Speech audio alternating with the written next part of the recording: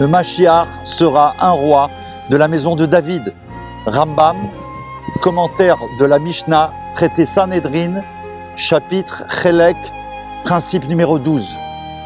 Le Mashiach est défini comme un roi de la maison de David, non seulement dans le sens de l'accomplissement de la promesse divine faite au roi David, selon laquelle sa dynastie ne s'éteindra jamais, mais aussi pour décrire un aspect indispensable de la personne du Mashiach lui-même.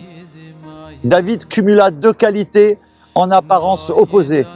D'un côté, il est le symbole même de la royauté du fait de sa grandeur naturelle, mais par ailleurs, il fut couronné précisément du fait de son humilité et de son désir profond de se soumettre à la volonté de Dieu.